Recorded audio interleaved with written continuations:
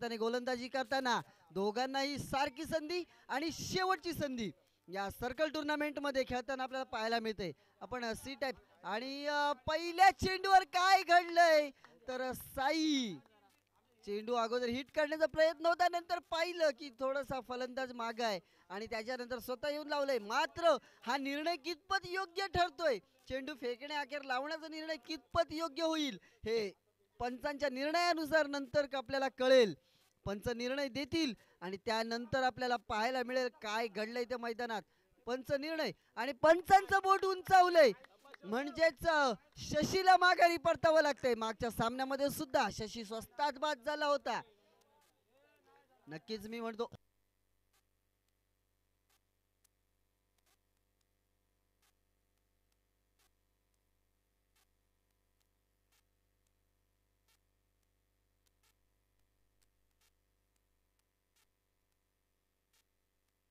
एक minute sir, सामना थांबवायचा आहे. फोर व्हीलर आपण हा गाडीची लाईट्स चालू करायच्या नाहीत, कृपया विनंती असेल. चला सर, सामना चालू करायचा आहे. दुसरा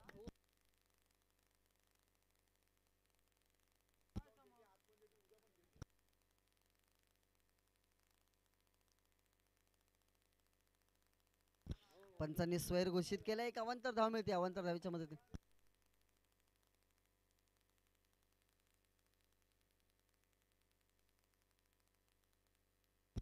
घोषित क्षेत्रामध्ये एक धाव मिळते.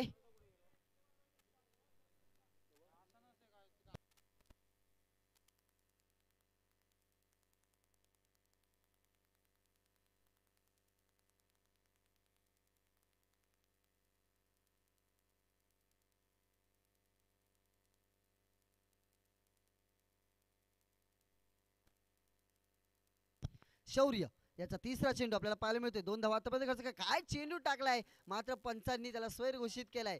वाईट चेंडू हा नेहमी वाईटच चेंडू असतो, एवढं मात्र नक्की तो आपलं वाईटच करत असतो प्रत्येक गोलंदाजीचा. पुढचा चेंडू मात्र चेंडू खूप वेळ हवेत राहील आणि त्यानंतर सीमारेषेबाहेर पडला.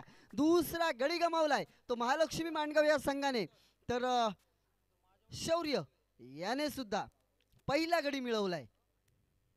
मात्र धावसंख्येला रोख लावलाय माणगाव संघाच्या. धावसंख्या तिथेच थांबून ठेवली 3 धावांवर. 3 चेंडू आणि 3 धावा. मात्र धावांबद्दल सांगायचं झालं तर 3 चेंडूवर 3 धावा आलेल्या आहेत. पहिल्या षटकामध्ये आपण असं खूप वेळ पाहतो, मात्र गडी जास्त गमावले, 2 गडी गमावले. त्याची जागा सांभाळण्यासाठी आलाय तो सागर.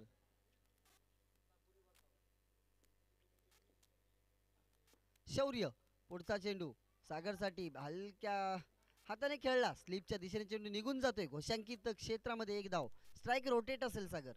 या एक धावेच्या मदतीने धावफलक पोहोचलंय ते 4 धावांवर. 4 चेंडू आणि 4 धावा आतापर्यंत धावफलकावरती लागल्या. धावसंख्या तर चांगली आहे, मात्र गडी गमावलेत मांडगाव या संघाने. याला रोख लागेल, थांबून ठेवावं लागेल. खेळपट्टीवर कोणा 2 फलंदाजांना शेवटपर्यंत खेळावं लागेल, तरच आपण धावसंख्या वाढवू शकतो. आणि स्वीप शॉट खेळण्याचा प्रयत्न, चेंडू टप्पा पडल्यानंतर गर्दिशी आतमध्ये आला आणि फर्निचर डिस्ट्रॉय. माघारी परतावं लागतंय तेजस याला.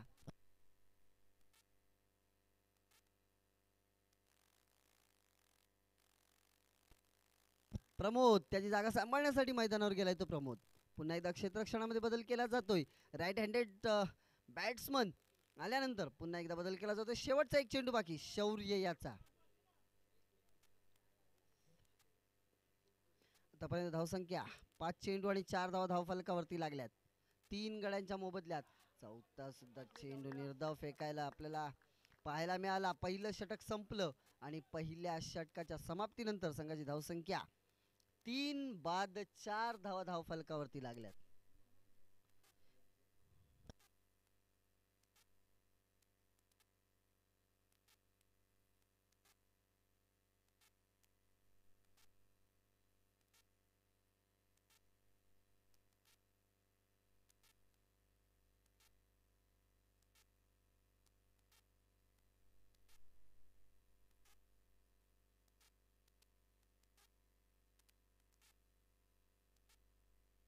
साई ज्यांनी मागच्या सामन्यामध्ये थोडासा महागडा ठरला होता, थोडासा म्हणण्यापेक्षा 13 धावा खर्च केल्या होत्या या साईने. मात्र आता यावेळेला अशी गोलंदाजी चालणार नाही.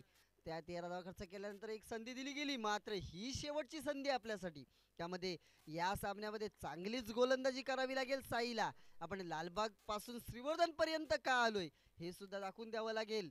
माणगावचा पल्ला जरी जवळ असला आणि ही आत्महत्या म्हणावी लागेल आपल्याला. चेंडू यष्टीरक्षकाच्या हातातून थोडासा सटकला, मात्र तिथेच चेंडू थांबला होता. याकडे लक्ष नव्हतं सागरचं, मात्र सागरला माघारी परतावं लागलं. त्याची जागा सांभाळण्यासाठी गेलाय तो वैभव. चौथा गडी बाद झालाय.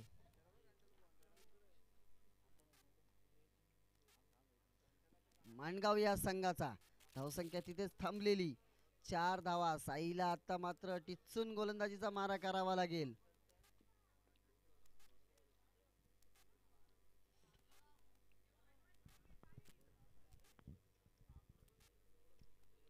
पुढचा चेंडू साई याचा वैभव साठी हलक्या तरी घेऊन काढलाय. एक धाव मिळते. एका धावेच्या मदतीने धावसंख्या पोहोचते ती म्हणजे 5 धावांवर. 2 चेंडू आणि 5 धावा. आतापर्यंत एवढ्या रात्री म्हणजेच पहाटे आपण हे सामने पाहतोय. लालबाग विरुद्ध माणगाव. झेल उडाला. एफर्ट चांगला पाहायला मिळाला आपल्याला यष्टीरक्षकाचा.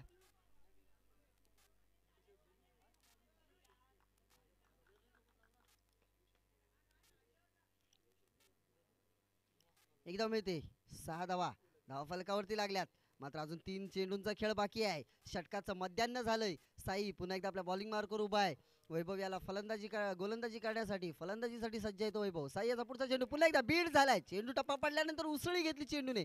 वैभवला चेंडू समजलेला नाहीये. यष्टीरक्षकाने आपलं काम पूर्ण केलं आणि धावसंख्या तिथेच थांबवली. ती 6 धावांवर. 4 चेंडू आणि 6 धावा आतापर्यंत धाव फलकावर लागतात. पुन्हा एकदा साई पुन्हा एकदा हलक्या हाताने घेऊन काढला. आता मात्र वैभवला माहिती आहे की मोठा प्रहार मोठा आघात करणं शक्य नाहीये. त्यावेळेला एक धाव करणं गरजेचं आहे. शेवटचा चेंडू बाकी. धावसंख्या पोचले ती 7 धावांवर.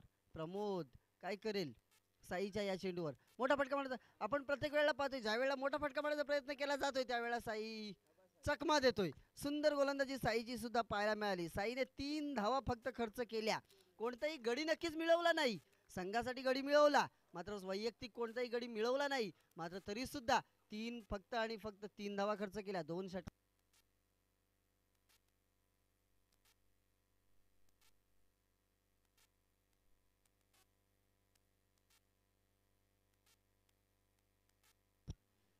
चार गडी गमावलेत. प्रशांत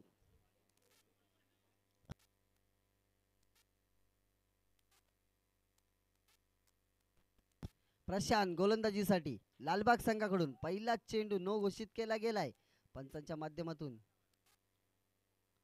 एकदा मिळते. एका धावेच्या मध्ये धावसंख्या पोचते ती 8 धावांवर. पुन्हा एकदा मोठा फटका. फॉलोथ्रू मध्ये अडू शकले नाही. तेवढं सुंदर क्षेत्ररक्षण मात्र एक धावेपासून अडू शकत नाही. एका धावेच्या मदतीने धावफलक पोचले ते 9 धावांवर. 1 चेंडू आणि 9 धावा. पुन्हा एकदा प्रमोद प्रशांतच्या चेंडूचा सामना करण्यासाठी.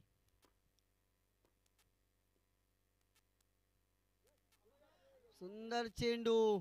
या चेंडूला फुलटॉस मध्ये कन्वर्ट करू शकले असते आणि एकदा फुलटॉस चेंडू भेटला की मोठा फटका मारण्याची संधी जास्त असते. मात्र प्रमोदला हे काही जमलं नाही. चेंडू फुलटॉस बनवण्यामागे तो निर्धाव चेंडू गेला.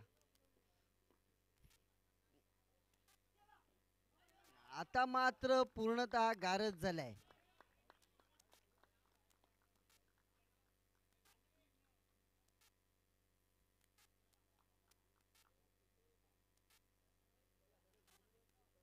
चेतन फलंदाजीसाठी गेलाय. 5वा गडी गारज झालाय. 3 चेंडूंचा खेळ संपलाय. 3 चेंडूंचा खेळ अजूनपर्यंत बाकी आहे. 3रं षटक प्रगतीपथावर आहे. खरोखरच अजूनपर्यंत बांधून ठेवलंय, जकडून ठेवलंय माणगाव संघाला. लालबाग या संघाने पहिल्या सामन्यामध्ये लालबाग संघाची गोलंदाजी थोडीशी काही आपल्याला खराब पाहायला मिळेल. हा झेल पकडू शकले असते, मात्र झेलकडे लक्ष दिलं नाही आणि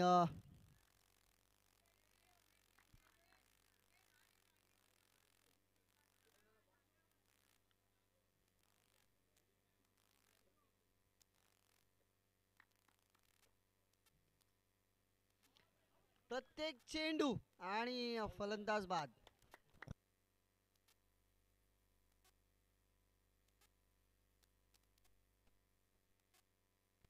मला वाटतं माणगावचे फलंदाज बॅकफुटला काय खेळतात तेच कळत नाहीये. ज्या वेळेला आपण प्रशांतचा चेंडू पाहतोय तर स्लोअर चेंडू पडतोय, फलंदाजाच्या पुढे चेंडू पडला जाते. मात्र आपण फ्रंट फुटला घेऊन एक पाऊल जर पुढे गेला असता तर नक्कीच त्या चेंडूला 5 चेंडूंचा खेळ संपलाय.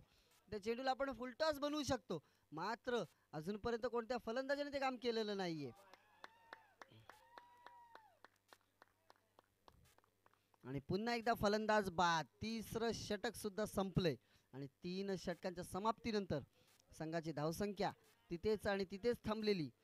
दुहेरी अंकामध्ये 10 धावा. राम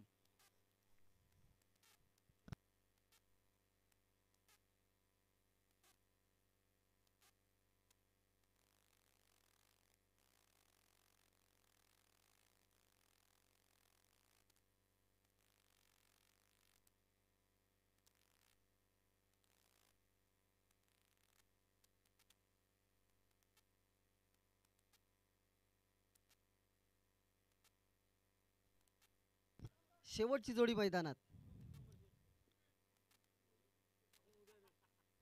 विघ्नेश गोलंदाजीसाठी आणि ऑल आउट. माणगाव संघ आपल्याला ऑल आउट होताना पाहायला मिळतोय. 10 या धावांवर 11 धावा विजयासाठी पाहिजेत लालबाग या संघाला. खरोखरच पहिल्या सामन्यामध्ये खूपच खराब गोलंदाजी आपल्याला लालबागची पाहायला मिळाली. मात्र स्पर्धा अजून संपलेली नाहीये. आम्हाला एक संधी दिली गेली. नक्कीच या संधीचं सोनं सुद्धा आम्ही करणार आहोत.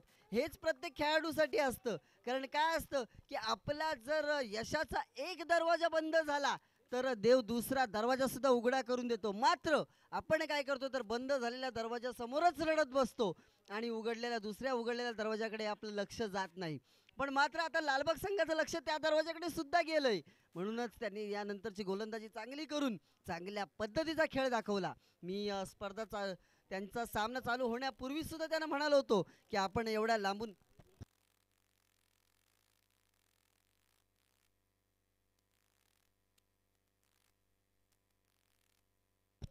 तर नक्कीच त्यांनी चांगली खेळी केली. मी सामना चालू होण्यापूर्वी म्हणालो होतो की एवढ्या लांबून आलात, आमच्याकडनं तुमच्या अपेक्षा खूप आहेत.